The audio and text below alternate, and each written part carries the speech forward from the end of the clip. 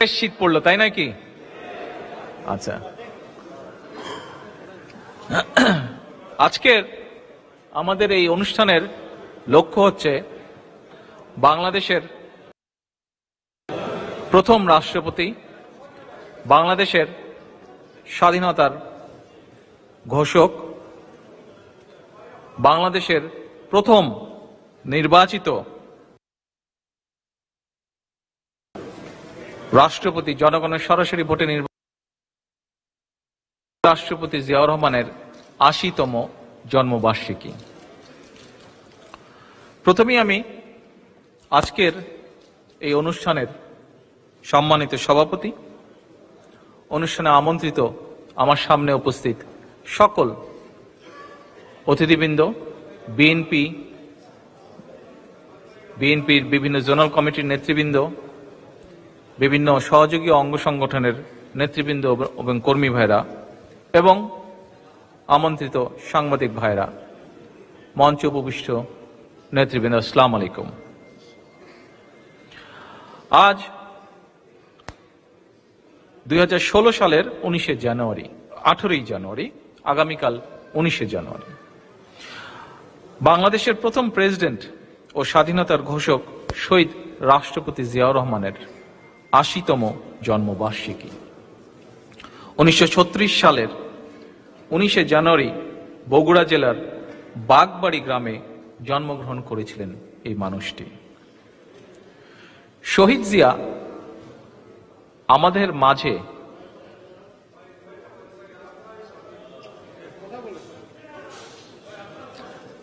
নেতৃবৃন্দ, দয়া করে ওখানে বসে পড়েন। শহীদ জিয়া আমাদের মাঝে খুব বেশি দিন সশরীরে বেঁচেছিলেন না, বেঁচেছিলেন মাত্র ৪৫ বছর। আজকের এখানে যে অনুষ্ঠান, এই অনুষ্ঠানে কিছু কিছু ব্যক্তি হয়তো উপস্থিত আছেন যারা সশরীরে সেই মানুষটিকে দেখেছিলেন। আমি যতটুকু জানি, এখানে উপস্থিত আজকে আমাদের অনুষ্ঠানের সভাপতি জনাব মালিক সাহেব, উনি একটু আগে আমাদের এখানে এক বক্তা সিদ্দিক সাহেব বোধহয় বলে গেলেন হিজবুল বাহারের কথা। মালিক সাহেব আমাকে বলছিলেন যে ওই হিজবুল বাহারের সেই অনুষ্ঠানে মালিক সাহেব উপস্থিত ছিলেন। এরকম নিশ্চয়ই আরো কয়েকজন আছেন যারা সেই মানুষটিকে ওই অনুষ্ঠানে না হলেও অন্যান্য বিভিন্ন জায়গায় বা অনুষ্ঠানে সেই মানুষটিকে দেখেছিলেন। কিন্তু এই ৪৫ বছর বয়সের মধ্যে যে যতটুকু সময় উনি দেশ এবং জনগণের কাছে কাজ করেছিলেন, সেই সময়টা সমগ্র দেশের ইতিহাসে এবং দেশের বহু মানুষের কাছে আজও স্মরণীয় হয়ে আছে। শুধু স্মরণীয় হয়ে নাই, বাংলাদেশের কোটি কোটি মানুষের কর্মপ্রেরণায় অম্লান হয়ে থাকে এবং আছে।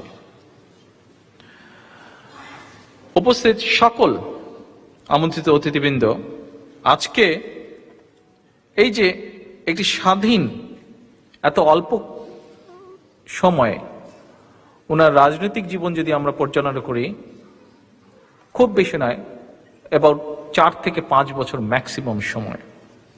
এই এত অল্প সময়ের মধ্যে আমরা কি দেখি, এর আগের কিছু একটু সময় বিবেচনা যদি করি, তাহলে দেখা যায় পৃথিবীর বুকে একটা স্বাধীন রাষ্ট্র, সেই রাষ্ট্র গঠনে তার ভূমিকা দেখি একটি আধুনিক ও গণতন্ত্র রাষ্ট্র হিসাবে বিশ্ব দরবারে বাংলাদেশকে সফলভাবে প্রতিষ্ঠিত করা বা তুলে ধরা।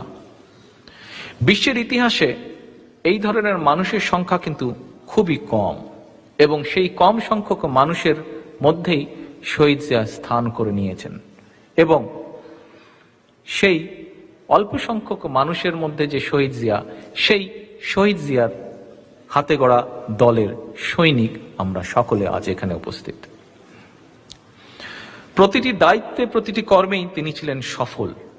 ১৯৭১ সালের ২৫শে মার্চ পাকিস্তানি হানাদার বাহিনী স্বাধীনতাকামী জনগণের উপরে যখন সশস্ত্র হামলা চালায়, তখন তৎকালীন রাজনৈতিক নেতৃবৃন্দ অত্যন্ত ব্যর্থভাবে ব্যর্থ হয় স্বাধীনতার ঘোষণা দিতে।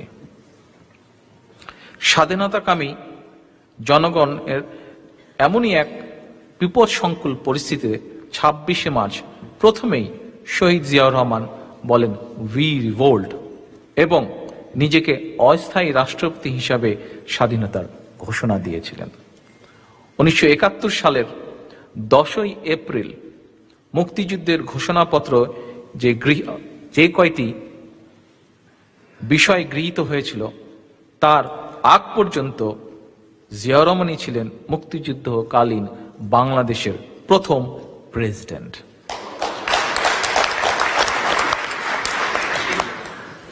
অস্থায়ী রাষ্ট্রপতি হিসাবে বাংলাদেশের স্বাধীনতার ঘোষণা দিয়ে একটি স্বাধীন বাংলাদেশের প্রতিষ্ঠা রাষ্ট্রপতির গৌরব অর্জন করেছিলেন। স্বাধীন রাষ্ট্র প্রতিষ্ঠায় অস্ত্র হাতে যুদ্ধ করেছিলেন। স্বাধীন রাষ্ট্রের সেনাবাহিনীর প্রধান হিসাবে দায়িত্ব পালন করেছিলেন সেনাবাহিনীকে সন্ত্রাসী রক্ষী বাহিনী প্রভাবমুক্ত একটি সুশৃঙ্খল ও পেশাদার বাহিনী হিসাবে গড়ে তুলতে। একজন সামরিক কর্মকর্তা হয়েও সময় এবং পরিস্থিতির প্রয়োজনে রাজনীতিতে এসে বাংলাদেশে বহুদলীয় গণতন্ত্র প্রতিষ্ঠিত করেছিলেন। বাংলাদেশের বর্তমানে সবচেয়ে জনপ্রিয় রাজনৈতিক দল বাংলাদেশ জাতীয়তাবাদী দলের প্রতিষ্ঠাতা তিনি। বাংলাদেশের প্রথম নির্বাচিত প্রেসিডেন্ট হওয়ার গৌরব অর্জন করেছিলেন শহীদ জিয়া। তিনি আধুনিক বাংলাদেশের রূপকার। তারই সময় বাংলাদেশ তলাবিহীন ঝুড়ির অপবাদ গুছিয়ে বিশ্ব দরবারে সম্মানজনক ও ইতিবাচক ভাবমূর্তি প্রতিষ্ঠিত করে। দেশ স্বাধীনের পরে শেখ মুজিবুর রহমানের নেতৃত্বে অন্ধকারে পতিত বাংলাদেশকে আলোর পথে নিয়ে এসেছিলেন শহীদ রাষ্ট্রপতি জিয়াউর রহমান।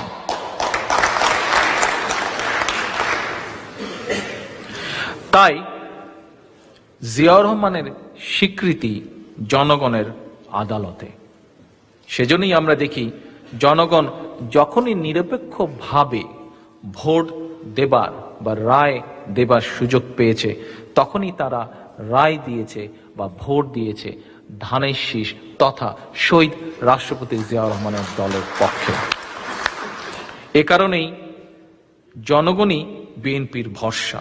এ কারণেই বিএনপির চলমান আন্দোলন নিরপেক্ষ ও সুষ্ঠু নির্বাচন অনুষ্ঠানের আন্দোলন, গণতন্ত্র পুনরুদ্ধারের আন্দোলন। বিএনপি বিশ্বাস করে জনগণের আদালতের রায়।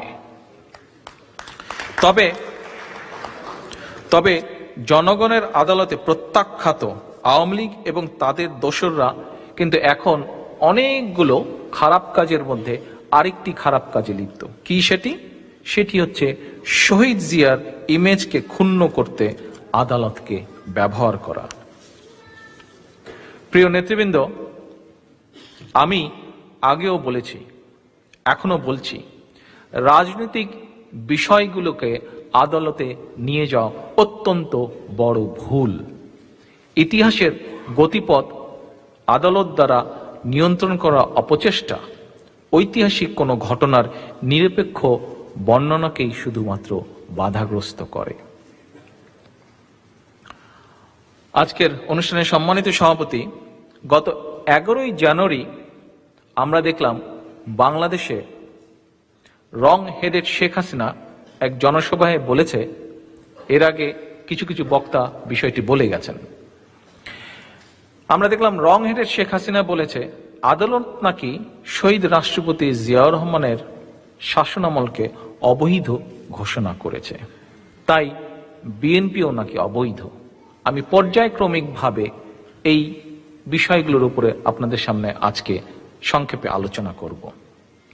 তবে এখানে আমাদের সিনিয়র সহসভাপতি, যুক্তরাজ্য বিএনপি সিনিয়র সহসভাপতি যেই বক্তব্যটি বলে গেছেন, একইভাবে বলতে হয় যে এই যে বাংলাদেশের আদালত, এই আদালতই এক সময়, যে সময় শেখ হাসিনা নিজেই ক্ষমতায় ছিল, সেই সময় এই আদালত সে প্রধানমন্ত্রী থাকা অবস্থায় তাকে রং হেডেড উমেন বলে আখ্যা দিয়েছিল, যা সমগ্র বাংলাদেশের 17-18 কোটি মানুষ সকলেই সেদিন দেখেছে, আজও যেটি সকলে জানা আছে। সাংবাদিক ভাইরা, নিজ নিজ ক্ষেত্রে সফল কৃতিত্বমান ব্যক্তিত্ব যাদের জীবন ও কর্ম জাতীয় জীবনে ইতিবাচক প্রভাব বিস্তার করে, রাষ্ট্রীয় উদ্যোগে সেই সব গুণীজনদের প্রতি বছর 2টি পদক দেওয়া হয়। আপনারা কি জানেন কি কি সেই পদক? কেউ কি বলতে পারবেন? জি, কে বলেছেন? গুড, বসো, ভেরি গুড। 21শে পদক এবং স্বাধীনতা পদক। এইবার কারো কি ধারণা আছে বা জানা আছে কবে থেকে এই পদক দুটি, কোন বছর থেকে এই পদক দুটি চালু হয়? সময়, সাল যদি কোন রকম ধারণা থাকে। Yes mister Mamun. 1977 সাল থেকে। 1977 সাল থেকে স্বাধীনতা পদক এবং 21শে পদক চালু হয়। এই 2টি পদকই প্রবর্তন করেছিলেন মুক্তিযোদ্ধা বীরুত্তম শহীদ রাষ্ট্রপতি জিয়াউর রহমান, যারা নিজেদেরকে মুক্তিযুদ্ধের সপক্ষের শক্তি বলে। তাদের কাছে, সমগ্র জনগণের কাছে প্রশ্ন রইল যে এই পদক দুটো আগে কেন ইন্ট্রোডিউস করা হলো না? 1977 সালের 6-7 বছর আগে দেশ স্বাধীন হয়ে গিয়েছিল, কেন অতদিনও করা হলো না? প্রিয় নেতৃবৃন্দ এবং কর্মী ভাইরা, বিশেষ করে বিএনপির নেতাকর্মীদের স্মরণে রাখার জন্য আমি আরেকটি কথা এখানে আপনাদের সামনে উপস্থিত করছি। তরুণ প্রজন্মের নেতাকর্মীদের সামনে কিছু ঐতিহাসিক সঠিক তথ্য তুলে ধরতে চাচ্ছি। একই সাথে 1975 সালের এই জানুয়ারি মাসের 25 তারিখে সংবিধানের 4th সংশোধনীর মাধ্যমে বাংলাদেশে সাংবিধানিকভাবে শেখ মুজিবুর রহমান সকল দলকে নিষিদ্ধ ঘোষণা করেছিল। সকলের এটা কম বেশি জানা আছে, তাই নয় কি? এমনকি শেখ মুজিবুর রহমান তার নিজের যে দল, সেই দলটিকেও নিষিদ্ধ করেছিল। শেখ মুজিব গঠন করেছিল বাকশাল। শেখ মুজিবের পছন্দের 4টি পত্রিকা ছাড়া প্রায় সকল পত্রপত্রিকা সেদিন নিষিদ্ধ করে দেওয়া হয়েছিল। অপরদিকে আমরা দেখি শহীদ রাষ্ট্রপতি জিয়াউর রহমান ক্ষমতায় এসেই আমাদের মুক্তিযুদ্ধের চেতনা, যেটি 1971 সালের 10ই এপ্রিল প্রণীত মুক্তিযুদ্ধের ঘোষণাপত্রে উল্লেখ করা হয়েছিল, যেমন সাম্য, মানবিক মর্যাদা ও সামাজিক ন্যায় বিচার প্রতিষ্ঠা, মুক্তিযুদ্ধের এই চেতনার আলোকে দেশ পরিচালনা করেছিলেন। সেজন্যই আমরা দেখি বাকশালের পরিবর্তে শহীদ জিয়া চালু করেছিলেন বহুদলীয় রাজনীতি। সকল দলকে দিয়েছিলেন রাজনীতি করার সুযোগ, দিয়েছিলেন যে সংবাদপত্রের স্বাধীনতা কেড়ে নিয়ে শুধুমাত্র 4টি সংবাদপত্রের ব্যবস্থা করেছিল শেখ মুজিব, দিয়েছিলেন সেই সংবাদপত্রের স্বাধীনতা। প্রবর্তন করেছিলেন বাঙালি জাতীয়তাবাদের বদলে বাংলাদেশি জাতীয়তাবাদ। এখন রং হেডেড শেখ হাসিনার কথা যদি মেনে নিয়ে বলতে হয়, তাহলে তো দল হিসাবে কাদের বৈধতার প্রশ্ন চলে আসে? কেউ কি বলতে পারেন? আওয়ামী লীগের বৈধতার প্রশ্ন চলে আসে।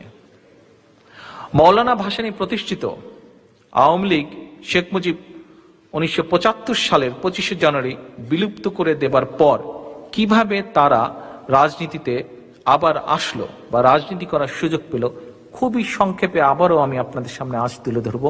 আপনাদের নিশ্চয়ই অনেকেই সেদিন উপস্থিত ছিলেন যে গত মিটিংয়েও বোধহয় এরকম একটি অনুষ্ঠানে গতবারও আমি আপনাদের সামনে খুব সংক্ষেপে তুলে ধরেছিলাম।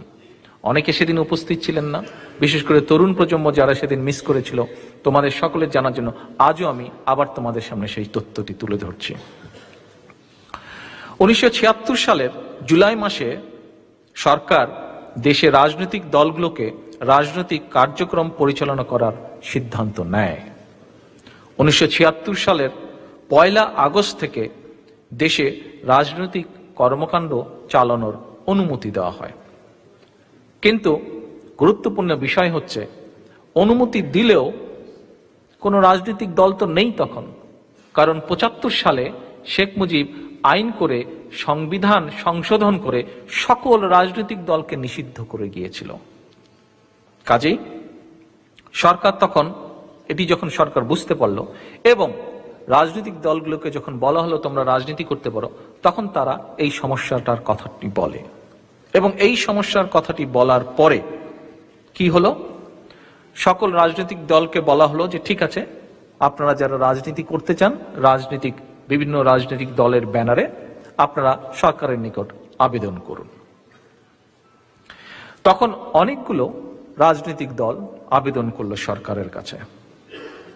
অনেকগুলো দলের মধ্যে সরকার বিভিন্ন বিষয় বিবেচনা করে 21টি রাজনৈতিক দলকে অনুমোদন দিল আবেদনের ভিত্তিতে। অনুমোদিত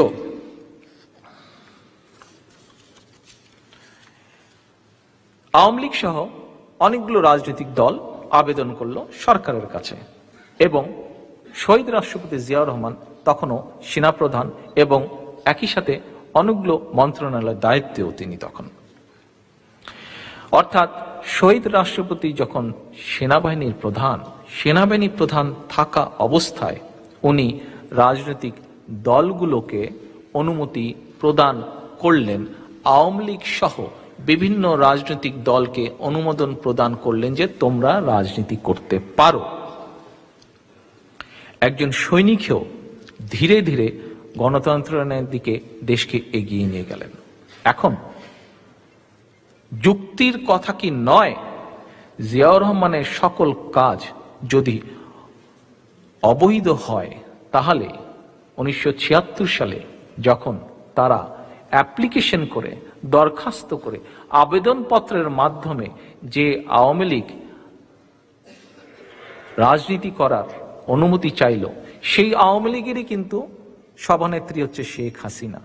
কাজে শেখ হাসিনার বর্তমান কথা অনুযায়ী যদি বিএনপি অবৈধ হয়, শহীদ জিয়ার শাসনামল যদি অবৈধ হয়, তাহলে যে দরখাস্তের যে সই উনি করেছিলেন সেই সই যদি অবৈধ হয়, তাহলে কি অবৈধ আরো হতে পারে?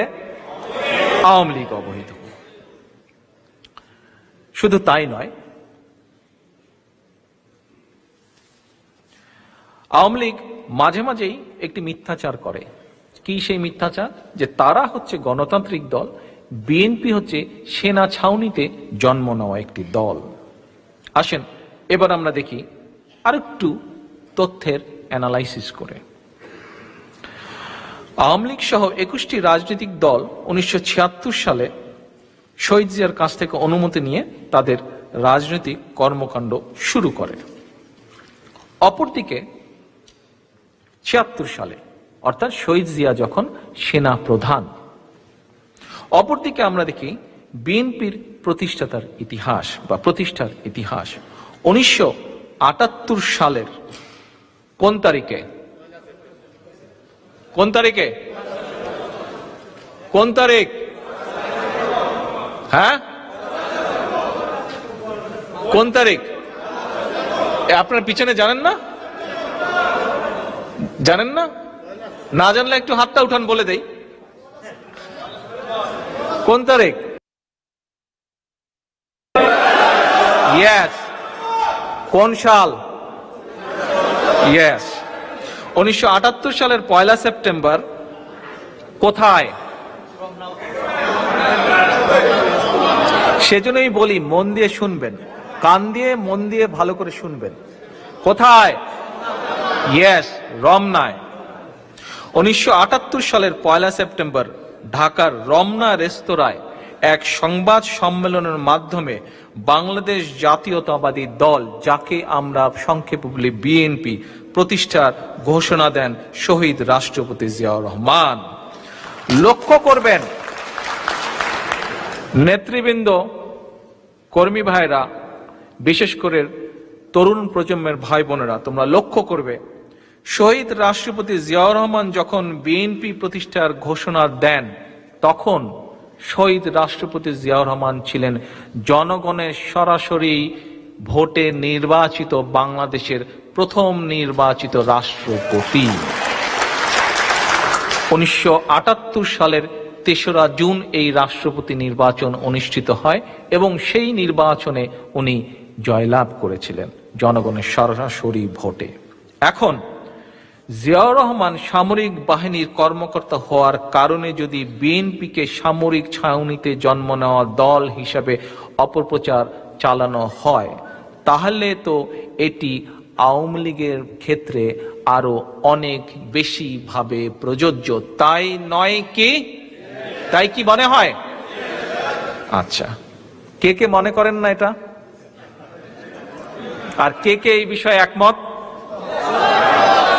ধন্যবাদ সকলকে। তবে এটা শুধু নিজের ভেতরে রেখে দিলে হবে না, এটা মুখ দিয়ে বলতে হবে, জানাতে হবে। কাকে জানাতে হবে? কোন মানুষকে? নিশ্চয়ই ব্রিটিশ প্রধানমন্ত্রীকে এটা জানানোর প্রয়োজন নাই। কোন মানুষকে জানাতে হবে? বাংলাদেশের মানুষকে জানাতে হবে। এইটা হচ্ছে 101% কারেক্ট।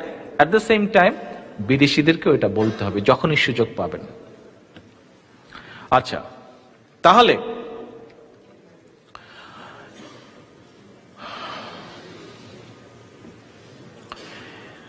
সেক্ষেত্রে আমরা কি বলতে পারি যে শেখ হাসিনা যেই দলকে বিক্রি করে আজকে চলছে, সেই দল তো প্রতিষ্ঠা করেছিল আসলে শহীদ রাষ্ট্রপতি জিয়াউর রহমান, সেই দলকে রাজনীতি করার সুযোগ দিয়েছিলেন। শেখ হাসিনার কি উচিত নয় শহীদ জিয়ার কাছে কৃতজ্ঞ থাকা? শহীদ জিয়ার কাছে কৃতজ্ঞ থাকা তার উচিত। কিন্তু কি দেখছি আমরা? বরং আমরা দেখতে পাচ্ছি যে শহীদ জিয়ার কাছে কৃতজ্ঞ না থেকে শেখ হাসিনা এবং আওয়ামী লীগ বরং শহীদ জিয়ার পরিবারের বিরুদ্ধে আরো হয়রানি বা অপপ্রচার চালাচ্ছে।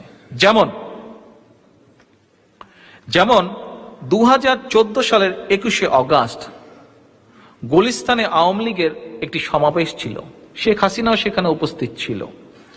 সেই সমাবেশে সমাবেশে একটা খুব খারাপ ঘটনা ঘটে, নৃশংস একটা হামলা হয়। আমরা এই হামলার ব্যাপারে সংক্ষেপে কিছু বক্তব্য আজকে আপনাদের সামনে আমি তুলে ধরব। বিভিন্ন পত্রপত্রিকায় যেসব নিউজ এসছে তার ভিত্তিতে আপনাদের সামনে তুলে ধরব। হামলার পরে আমরা কি দেখলাম? হামলার পরে আমরা দেখলাম যে তৎকালীন যে সরকার, 4 দলীয় জোটের যে সরকার ছিল, সেই সরকার দেশীয় যে গোয়েন্দা বাহিনী ছিল তাদের পাশাপাশি এই ইউকে থেকে স্কটল্যান্ড ইয়ার্ডকে আহ্বান জানায়। স্কটল্যান্ড ইয়ার্ড বাংলাদেশে গিয়েছিল সেই ঘটনার তদন্ত করার জন্য। নট অনলি স্কটল্যান্ড ইয়ার্ড, আমরা দেখেছিলাম মার্কিন যুক্তরাষ্ট্র থেকে তৎকালীন সরকারের সময় FBI কে আহ্বান জানিয়েছিল সেই ঘটনার তদন্ত করতে।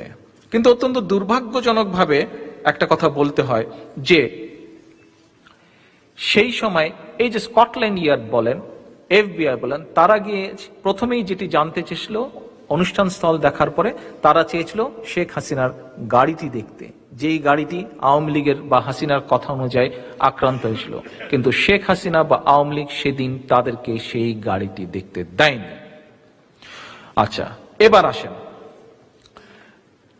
আপনাদের কাছে যদি একটি বিষয় জানতে চাই, সেটি হচ্ছে যে আজকে যদি হঠাৎ করে আপনারা যখন সন্ধ্যার সময় এই অনুষ্ঠান স্থলে আসলেন, হঠাৎ করে আপনারা জানতে পারলেন যে অনুষ্ঠান স্থল পরিবর্তিত হয়েছে, তো এই পরিবর্তনের সিদ্ধান্তটা আপনাদেরকে কে জানালো? বা আপনাদের কি মনে হয় যে অনুষ্ঠানের এই যে পরিবর্তন হয়েছে, এই পরিবর্তনের সিদ্ধান্তটা কে নিবে? কে নিতে পারে? হ্যাঁ, অনুষ্ঠানের অর্গানাইজার। তাহলে অনুষ্ঠানের অর্গানাইজার কে আজকে? যুক্তরাজ্য বিএনপি, তাহলে যুক্তরাজ্য বিএনপির পক্ষ থেকে হয় আব্দুল মালিক সাহেব, না হয় জনাব কায়সার সাহেব, তাই তো? ওনারাই তো কেউ এই অনুষ্ঠান স্থল যদি প্রয়োজন হয় পরিবর্তনের, তাহলে পরিবর্তন করবে, তাই না? আমরা 15ই সেপ্টেম্বর 2004 সালে জনাব কাদের সিদ্দিকীর একটি বক্তব্য, যা সংসদে উপস্থাপিত করেছিল জনাব কাদের সিদ্দিকী, সেই বক্তব্যে আমরা দেখি জনাব কাদের সিদ্দিকী সংসদের কাছে 1904 সালের 15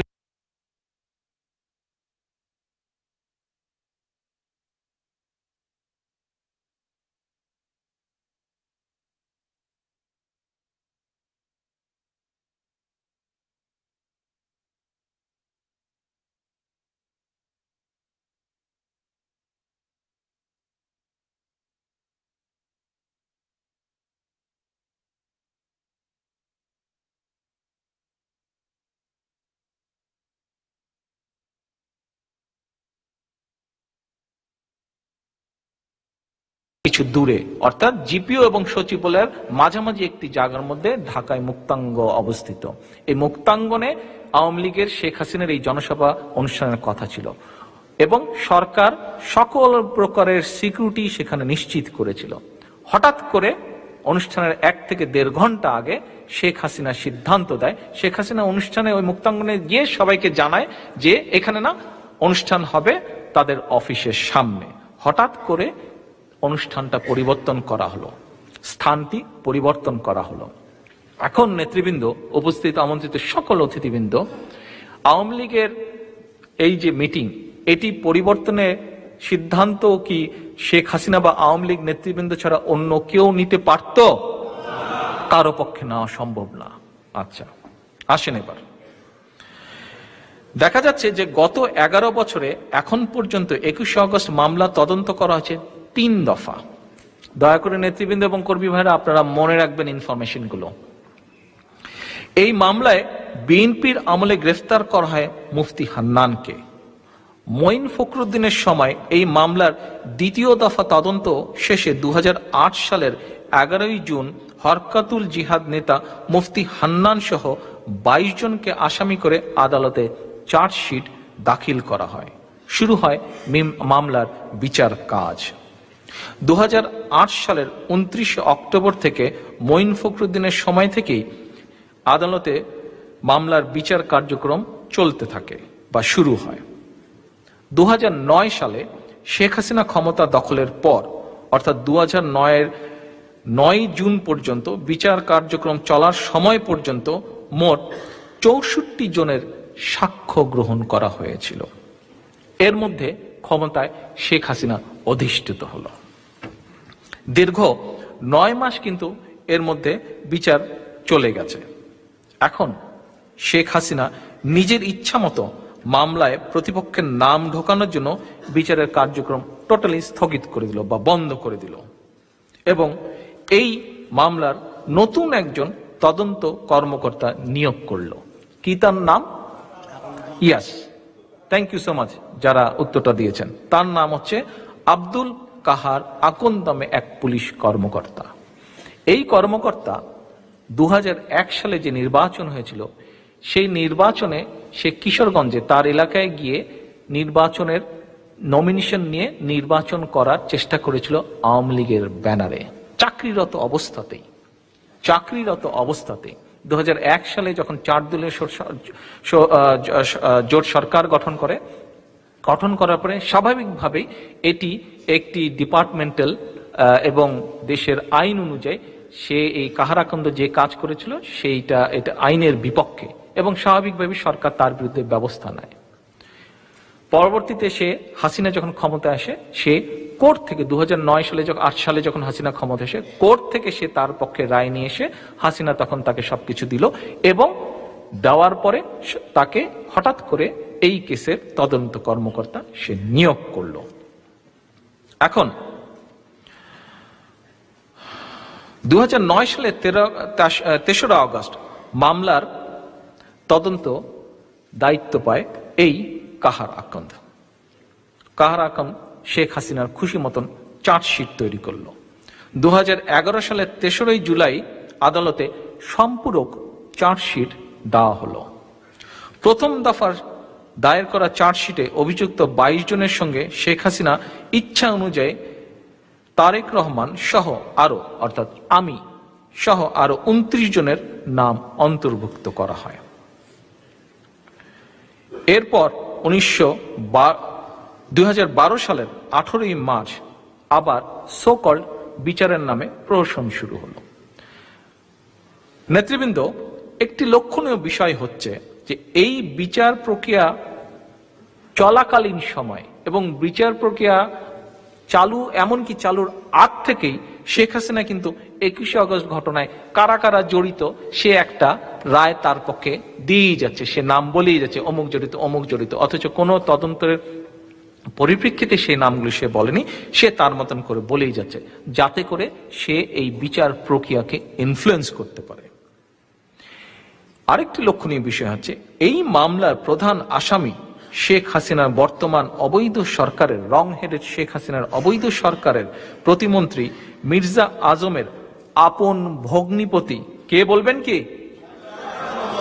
জঙ্গি আব্দুর রহমানের ঘনিষ্ঠ বন্ধু মুফতি হান্নানকে দিয়ে 3 দফা স্বীকারোক্তি নেওয়া হয়। প্রথম 2 কিস্তিতে মুফতি হান্নান কিন্তু একবারও আমার অর্থাৎ তারেক রহমানের নাম উল্লেখ করেনি, কিন্তু কাহার আকান্দের নির্যাতনের মুখে জোর করে মুফতি হান্নানকে দিয়ে তারেক রহমান অর্থাৎ আমার নাম উল্লেখ করানো হয়। এরপর যখন পুনরায় বিচারের কাজ শুরু হলো তখন মুফতি হান্নান ভরা কোর্টে একদিন বাধ্য হলো বলতে যে তাকে নির্যাতনের মাধ্যমে এই নাম বলানো হয়েছে এবং সে এই বক্তব্য প্রত্যাহার করতে চায়।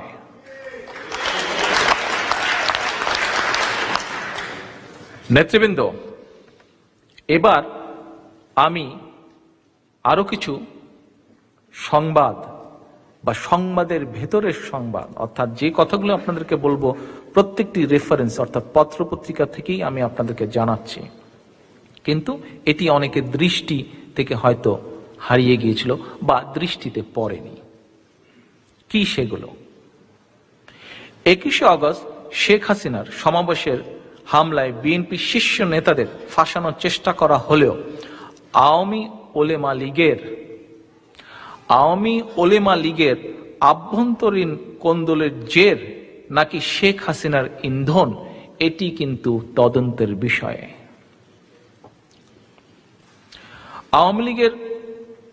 আওয়ামী ওলেমা লীগের আভ্যন্তরীণ কোন্দলের জের আমরা দেখি আসেন।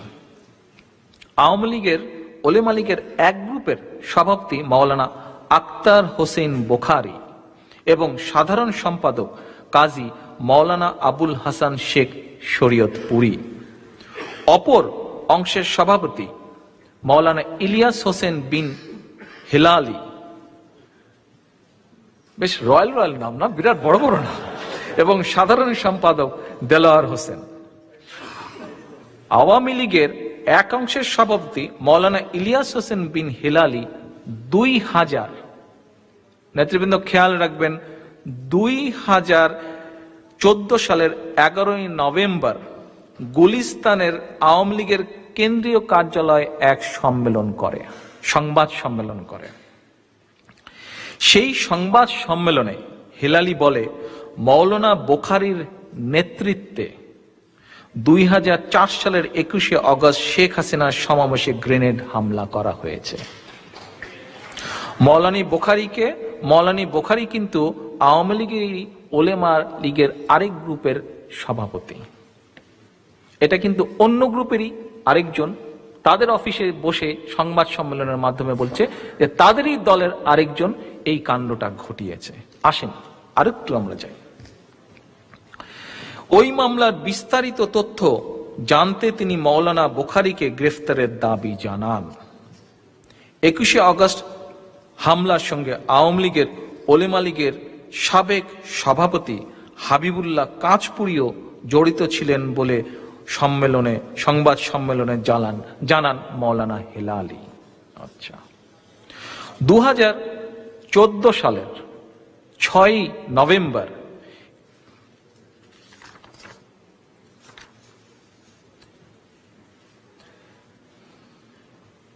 কেরানীগঞ্জ এলাকা থেকে, খেয়াল রাখবেন 2014 সালে 6 নভেম্বর কেরানীগঞ্জ এলাকা থেকে রমনা বটমূলে বোমা হামলার সাজাপ্রাপ্ত আসামি মৌলানা আবু বকর সিদ্দিকীকে গ্রেফতার করে র্যাব।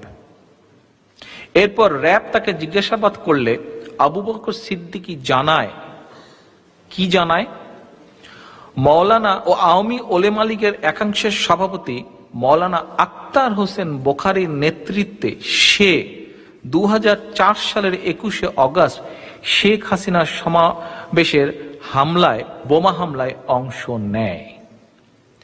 কিভাবে সে ওই হামলায় অংশ নিয়েছিল আবু বকর র্যাবের কাছে 161 ধারায় স্বীকারোক্তি দেয়। সে জানায় 2004 সালে আবু বকর ছিল কিশোরগঞ্জ জামিয়া ইমদাদিয়া মাদ্রাসায় ছাত্র। সে সময় ফরিদপুরের কাজল আহমেদ নামে তার পূর্ব পরিচিত এক ব্যক্তি তাকে 21শে আগস্ট ঢাকায় আসার আহ্বান জানায়। কাজলের কথা মতো আবু বকর 21শে আগস্ট সকাল 10টায় গুলিস্তান এসে পৌঁছে। সেখানে কাজল তাকে রিসিভ করে প্রথমে একটি হোটেলে খাওয়া দাওয়া করায়। এরপর তারা প্রেস ক্লাবের সামনে মিটিং করে। মিটিংয়ে উপস্থিত ছিলেন আওয়ামী ওলেমা লীগের একাংশের সভাপতি মৌলানা আক্তার হোসেন বোখারি এবং জয়দাপুর বাস টার্মিনাল জামে মসজিদের ইমাম এবং ওলেমা লীগের বোখারি অংশের সাধারণ সম্পাদক মৌলানা কাজী আবুল হাসান শেখ শরীয়তপুরী। আবু বকর র্যাবকে আরো জানায় 21শে আগস্ট তারা বঙ্গবন্ধু এভিনিউতে ওলেমা লীগের ব্যানারে মিছিল বের করে। মিছিলে জয় বাংলা, শেখ হাসিনা তুমি এগিয়ে চলো এইসব স্লোগান দিয়ে এগিয়ে যেতে থাকে। মিছিলে নেতৃত্ব দেয় ওলেমা লীগের সভাপতি মৌলানা আক্তার হোসেন বোখারি এবং ফরিদপুরের আরেক সন্ত্রাসী কাজল। সমাবেশে যখন শেখ হাসিনা বক্তব্য দিচ্ছিল তখন তারা সভামঞ্চের সামনে ব্যারিকেডের 4-5 হাত দূরে অবস্থান নেয়। ঠিক সে সময় ওলেমা লীগ নেতা আক্তার হোসেন বোখারি সহ অন্য নেতারা সমাবেশের চারপাশে অবস্থান নেয়। শেখ হাসিনার বক্তব্য শুরু হওয়ার কিছুক্ষণ পরই ট্রাকের মঞ্চের সামনে মুহুর্মুহু গ্রেনেড বিস্ফোরিত হতে থাকে। মিশন শেষে আবু বকর পুনরায় কিশোরগঞ্জে ফেরত চলে যায়।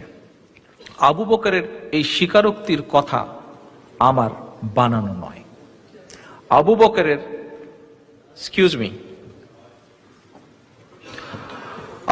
স্বীকারোক্তির এই কথা আপনারা কি দেখতে চান? আপনারা কি দেখতে চান?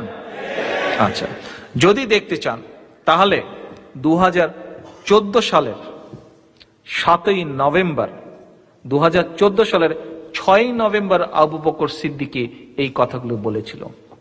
2014 সালের 7ই নভেম্বরে বাংলাদেশের যেগুলো বড় বড় পত্রিকা আছে সেই পত্রিকাগুলো ঘাটেন, এই নিউজটি দেখতে পাবেন। 2014 সালের 7ই নভেম্বরের সংখ্যাগুলো বের করুন, তাহলেই জানতে পারবেন, দেখতে পারবেন। এবং এটির ভিডিও ক্লিপিংও আছে, ভিডিও ক্লিপিংটি আমরা রেখে দিয়েছি, সময় মতন এটি আমরা বের করব। এখন কথা হচ্ছে, আসলেই কি শেখ হাসিনা বা আওয়ামী লীগ 21শে আগস্টের সঠিক তদন্ত তারা করতে চায়? এই ঘটনাগুলো যদি কারেক্ট হয়ে থাকে, কারণ সেই সময় এই আবু বকর যে কথা বলেছে সেই সময় আওয়ামী লীগ ক্ষমতায়, শেখ হাসিনা ক্ষমতায়, র্যাব তার, পুলিশ তার, সবই তো তাদের। কিন্তু সেই র্যাবের আন্ডারেই এই কথাগুলো সে বলেছে এবং সেই র্যাবই কিন্তু এই তথ্যগুলো প্রকাশ করেছে। র্যাবের কমান্ডার শেওসা মুফতি কি জানি নাম, কি এক হ্যাঁ হ্যাঁ সে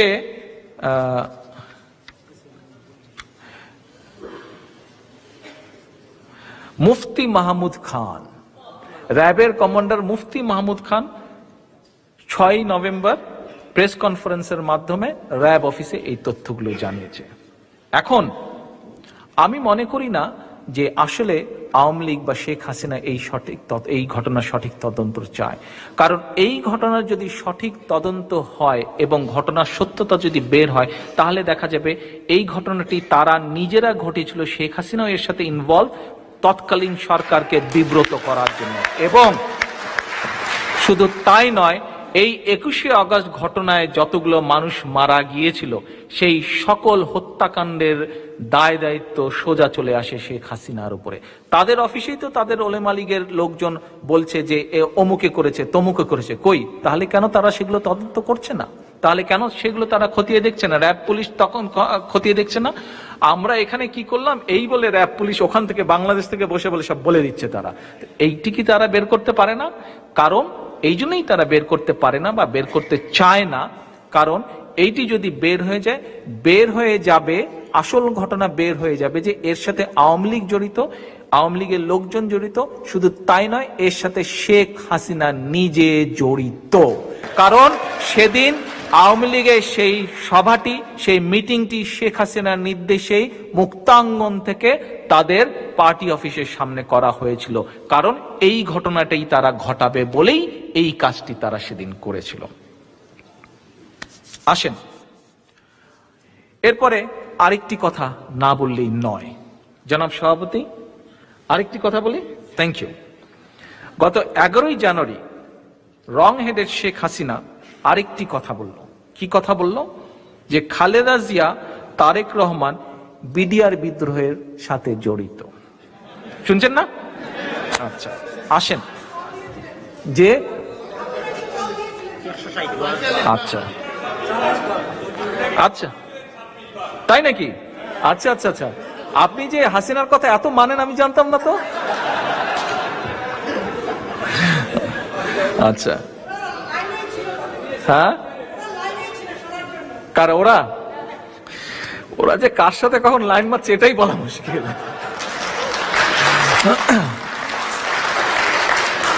দেখুন, এই কথাটা জবাব দেবার আগে আমি মনে করি যে শেখ হাসিনা দেশের কতগুলো সেন্সিটিভ বিষয় নিয়ে এত বেশি কথা বলছে, যা খুবই অন্যায় এবং যা বহু মানুষকে পীড়া দেয়, এবং এটি খুব একটা রং মেসেজ যাচ্ছে।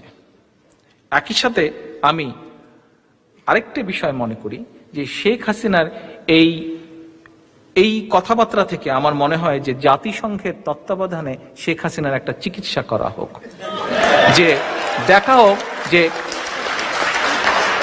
হোক যে শেখ হাসিনা কি আসলেই মাথাটা খারাপ হয়ে গেছে, নাকি মাথাটা কি আসলেই খারাপ হয়ে গেছে, নাকি এইসব বলে সে অন্য কোনো কিছু আড়াল করার চেষ্টা করছে। কারণ এটি আওয়ামী লীগের অভ্যাস। আওয়ামী লীগের যদি হিস্ট্রি পড়েন দেখবেন এটি তাদের অভ্যাস, এটি তাদের প্র্যাকটিস। এই বিডিআর বিদ্রোহে 2009 সালের ফেব্রুয়ারি মাসে বিদ্রোহের নামে কিন্তু সেদিন বাংলাদেশের আর্মির প্রায় 57 জন অফিসার সহ 74 ব্যক্তিকে নির্মমভাবে হত্যা করা হয়েছিল।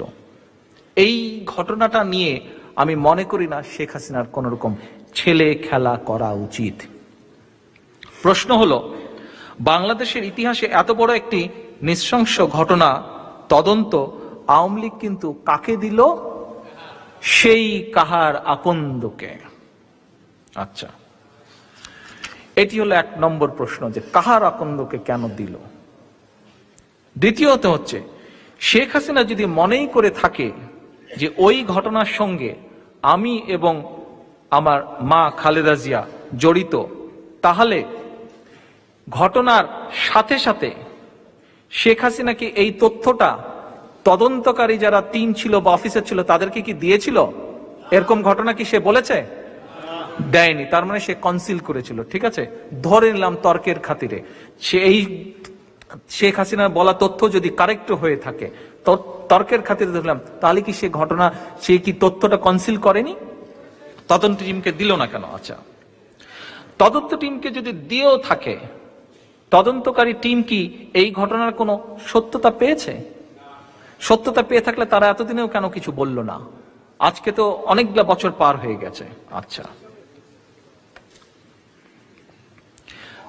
আসেন, এই যে তাহলে শেখ হাসিনা এত বছর, ঘটনার এত বছর পরে এই কথাটা বলল, যে কতবার ফোন করেছি আমি, আচ্ছা হ্যাঁ 45 বার, 45, আচ্ছা হলোই বা 45 46। তো এই যে কনসিল করলো, তদন্তকারী টিমকে দিল না, তদন্তকারী টিম এটা তদন্ত করে দেখলো না কতটুকু সঠিক বা বেঠিক, এই যে একটা ইম্পর্টেন্ট ইনফরমেশন, তর্কের খাতিরে একটা ইনফরমেশন তাদের মনে হচ্ছে এটা ইম্পর্টেন্ট, তারা দিল না, এবং তাতে কি হলো, তাতে 150 জন মানুষের ফাঁসি হয়ে গেল, তাতে প্রায় 200-250 মানুষের যাবজ্জীবন কারাদণ্ড হয়ে গেল। তাহলে এই ফাঁসিগুলোর দায় দায়িত্ব কে নিবে? শেখ হাসিনাকে নিতে হবে। এই ফাঁসিগুলো, যে 150 জন মানুষের যে ফাঁসি হয়ে গেল তথাকথিত বিচারের নামে, এই ফাঁসির দায়িত্ব নিতে হবে, এই মানুষগুলোকে হত্যার দায়িত্ব নিতে হবে শেখ হাসিনাকে। আমরা কি দেখলাম? আমরা দেখলাম এই যে জেনারেল মঈন তার লেখাতেই বলেছে যে ঘটনার সাথে সাথে সে যখন শেখ হাসিনার কাছে গেল, গিয়ে দেখে শেখ হাসিনা হাস্য মুখে হাস্য রসে সে তার কিছু মন্ত্রী নিয়ে সে চা খাচ্ছে। তো এখন চা খাচ্ছে, তো তদন্তকারী টিম কি কখনো এই তথ্যটা যাচাই করে দেখেছে শেখ হাসিনা এত হাস্য উজ্জ্বল কেন ছিল, উৎফুল্ল কেন ছিল? অথবা তারা যদি মনেই করে মঈন মিথ্যা কথা বলেছে, জেনারেল মঈন মিথ্যা কথা বলেছে, তাহলে জেনারেল মঈনের বিরুদ্ধে তারা কি কোনো ব্যবস্থা নিয়েছে? আজ পর্যন্ত কোনো ব্যবস্থা নেয়নি। আসেন এবার সেনাবাহিনী, আমরা জানি ঘটনা 2 ঘন্টার মধ্যে, 1.5 থেকে 2 ঘন্টার মধ্যে আমরা দেখেছি, সেই সময় টিভিতে দেখেছি, পত্রপত্রিকা দেখেছি, সেনাবাহিনী প্রায় 2 ঘন্টার মধ্যে, ঘটনা ঘটা 2 ঘন্টার মধ্যে সেনাবাহিনী রেডি হয়ে গিয়েছিল। তো সেনাবাহিনী যখন রেডি হয়ে গিয়েছিল, তাহলে সেনাবাহিনীকে কেন পিলখানার মধ্যে ঢুকতে দেওয়া হলো না? কেন রেস্কিউ করতে দেওয়া হলো না সেই মানুষগুলোকে? আচ্ছা আসেন, আওয়ামী লীগে শুনি অনেক রাঘব বোয়াল বড় বড় লিডার আছে, শুনি না তাদের? আচ্ছা, তাহলে যদি এত বড় বড়ই নেতা থাকে, তাহলে সেই জঙ্গি আব্দুর রহমানের শ্যালক কে? মির্জা আজম আর নানক, এদের মতন এরকম জুনিয়র নেতাদেরকে কেন ভিতরে ঢুকতে দেওয়া হলো তাদের সাথে কথা বলার জন্য? এত বড় বড় বাগা বলে নেতা আছে তাদেরকে না দিয়ে এরকম জুনিয়রদেরকে দেওয়া হলো কেন? আসেন, কেন শেখ হাসিনা এত টাইম পাস করছিল, এবং কেন টাইম পাস করার মাধ্যমে এই যে এত সংখ্যক অফিসারকে মারার পরেও ওটার ভিতরে থেকে 100 লোক বের হয়ে গেল, কিন্তু কোন রকম পাহারার ব্যবস্থা করা হলো না? ওই যে মানুষগুলো 100 মানুষ, আমরা টিভির পর্দায় দেখেছি যে পিছন দিক থেকে 100 মানুষ লাইন ধরে ধান ক্ষেতের উপর দিয়ে যেভাবে হেঁটে যায় ওইভাবে হেঁটে পার হয়ে চলে যাচ্ছে, ওর ভিতরে যে হত্যাকারীরাও পার হয়ে চলে গেল না, তার কি গ্যারান্টি আছে? শেখ হাসিনা কেন ওই জিনিসটাকে বন্ধ করলো না? কেন বন্ধ করলো না শেখ হাসিনা ওই জিনিসটাকে? শুধু তাই নয়, সেনাবাহিনীতে জঙ্গি রয়েছে এবং তাদেরকে দমন করতে হবে। 2008 সালের নভেম্বর মাসে একটি বিদেশি ম্যাগাজিনে শেখ হাসিনার পরিবারের এক অ্যাডভাইজারের একটি আর্টিকেল প্রকাশিত হয়েছিল। তথ্য বাবা, আচ্ছা, তো আর্টিকেল প্রকাশিত হয়েছিল শেখ হাসিনার ছেলের, এবং খেয়াল করে দেখবেন এই আর্টিকেল প্রকাশিত হওয়ার কয়েক মাসের ভিতরে এই সেনাবাহিনী বা সেনা অফিসার নিধন যজ্ঞের এই ঘটনাটি ঘটে। আমরা কি ধরে নিব যে এই আর্টিকেলের সাথে, এই আর্টিকেলের লেখকের সাথে এই ঘটনার কোনো যোগসূত্র আছে? নিশ্চয়ই থাকতে হবে, না হলে এই যে কারণগুলো বললাম একটারও কেন সুরাহা হলো না, একটারও সঠিক উত্তর কেন আজ পর্যন্ত তারা দিতে পারলো না? তাহলে কি আমরা ধরে নিব যে 21শে আগস্ট ঘটনায় যেভাবে আওয়ামী লীগের ওলেমা লীগ জড়িত, অর্থাৎ বলা যায় যে শেখ হাসিনা নিজেই জড়িত, তাহলে কি আমরা ধরে নিব যে একইভাবে বিডিআর ঘটনার সাথেও শেখ হাসিনা জড়িত? এবং কি বললেন, আরেকটা কি বললেন এখন, যে এই যে আর্টিকেলের লেখক, এই যে বিদেশি ম্যাগাজিনে যে তার ছেলে, এইখান বিডিআর এর ঘটনা মা ছেলে দুইজনেই জড়িত, ধরে তো নিতেই হবে, কারণ পয়েন্টে তো যুক্তি তো মিলে যাচ্ছে। কেন অস্বাভাবিক পরিস্থিতি জানানোর পরেও, জেনারেল শাকিল যখন বিডিআর এর ভিতরের অস্বাভাবিক পরিস্থিতি জানানোর পরেও শেখ হাসিনা কোনো পদক্ষেপ গ্রহণ করলো না? কেন দিনভর খুঁজে খুঁজে নৃশংস কায়দায় সেনা কর্মকর্তাদের হত্যা করা হলো খোদ ঢাকা সিটির ভিতরে।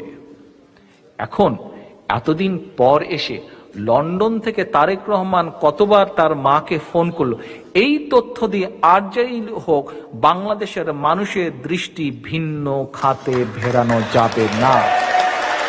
আজ হোক কাল হোক দুদিন পরে হোক শেখ হাসিনাকে 21শে অগাস্টে যেই সব মানুষ মারা গেছে তাদেরকে হত্যার দায় দায়িত্ব নিতে হবে।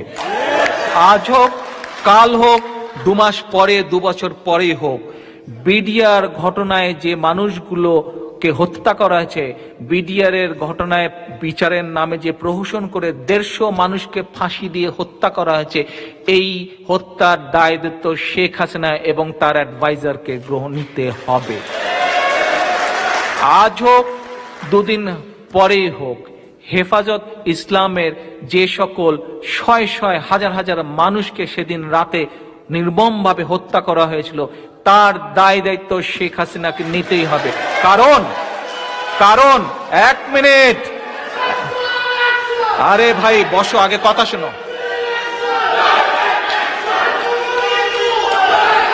শোনো। কারণ শেখ হাসিনার তৎকালীন যেদিন